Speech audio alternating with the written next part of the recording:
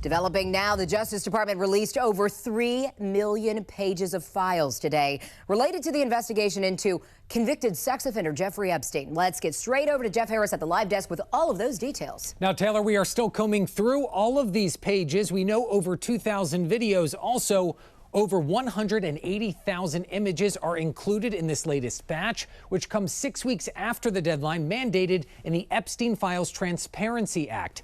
Deputy Attorney General Todd Blanche defending that missed deadline today, saying, quote, 2 Eiffel Towers worth of documents were reviewed to protect the victims, and some files are still being withheld. Any depiction of CSAM or child pornography was obviously excluded. Anything that would jeopardize an active federal investigation. And finally, anything that depicts or contain images of death, physical abuse, or injury. Take a look here. Among the millions of documents included, this email exchange with Elon Musk from 2013, coordinating a trip to Epstein's Caribbean island, and a 2014 email from a former Obama White House aide showing Epstein paid for a trip that she took to Europe. The documents also containing references to President Trump, but Blanche shooting down the narrative that the DOJ is trying to protect him, while also stating that Epstein himself never accused Trump of criminal wrongdoing.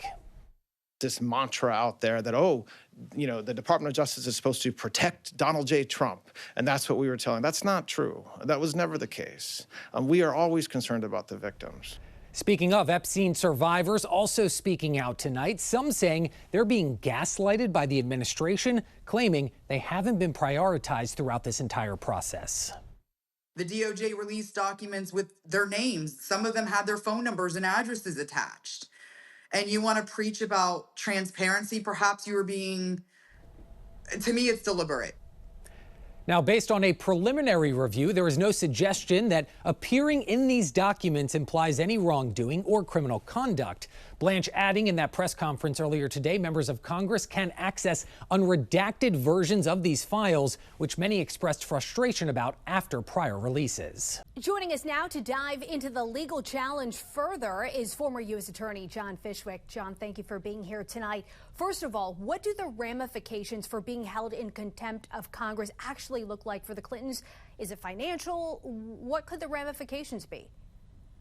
Didi, the ramifications are serious. If you're found in contempt of Congress for defying a subpoena to testify at a deposition, you can be sentenced by a judge to up to 12 months in jail and or a $100,000 fine for defying that subpoena. So they're very serious. And the fact that both Republicans and Democrats voted today to find them in contempt out of the House Oversight Committee, I would fully expect that the Clintons are very seriously considering reversing course and testifying in those depositions because the consequences are significant. And you're also right. The split among some Democrats with the contempt votes was notable today.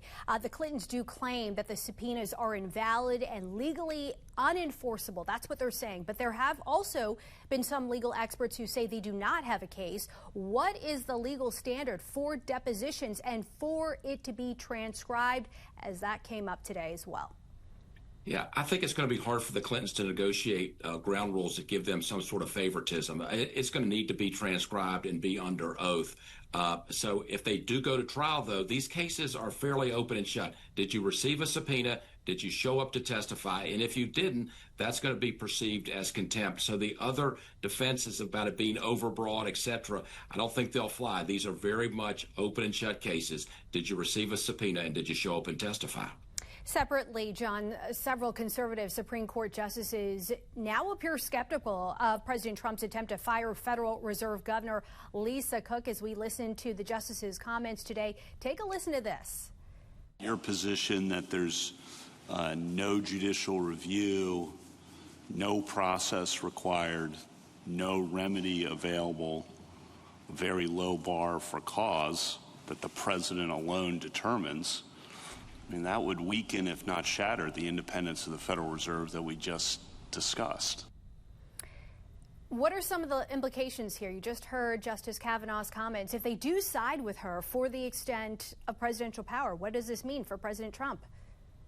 Yeah, so Didi, Justice Kavanaugh has been a leader in this area. The Supreme Court has given President Trump wide latitude to replace folks at the federal at the FTC and also at the NLRB, saying basically he can let those people go or fire them for any reason.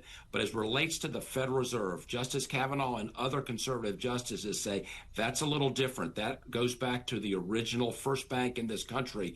You've got to have a good reason to let that person go, and there's got to be some sort of process. It doesn't mean that Lisa Cook has lifetime guarantee for a job, but it means that because it's the Federal Reserve and it involves money and monetary policy, the Supreme Court is saying there's got to be a little more process if you're going to fire her. You can fire a lot of other folks at executive agencies, but as relates to the Federal Reserve, Justice Kavanaugh and the other justices are saying you got to go a little more slowly. There's got to be a real process.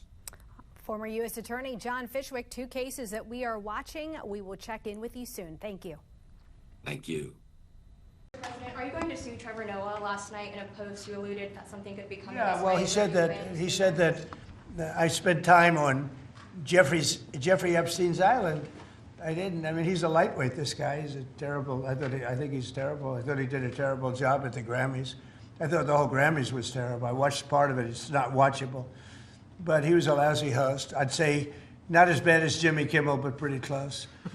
And no, he made a statement about me and Jeffrey Epstein. I have nothing to do with that. I have nothing to do with Jeffrey Epstein. And in fact, if you look at the DOJ, they announced, they released 3 million pages. It's like this is all they're supposed to be doing. And frankly, the DOJ, I think, should just say, we have other things to do, because that whole thing has turned out, I mean, other than Bill Clinton and, Bill Gates and lots of people that there are a lot of questions about it, but nothing on me. But it was even sort of better than that, because they found that Jeffrey Epstein and this sleazebag writer named Michael Wolff were conspiring against Donald Trump to lose the election. So Epstein was conspiring with a writer for me to lose the election. So right there, you know that I had nothing to do with this guy. But yeah, it's a terrible thing. The amount of time that's being wasted. When Epstein was alive, like 10 years ago, nobody cared about it. But they're only doing it. But now it's really hitting back on them because Bill Clinton is such a big part of it. The Democrats are pushing it. And the problem is that it's turning out to be the Democrats that were with and conspired with Epstein. So I think you're probably going to see a little pullback from them. But think of it. They were working together to try and help me lose the election. But this is the Oval Office, so I guess that didn't work out too well.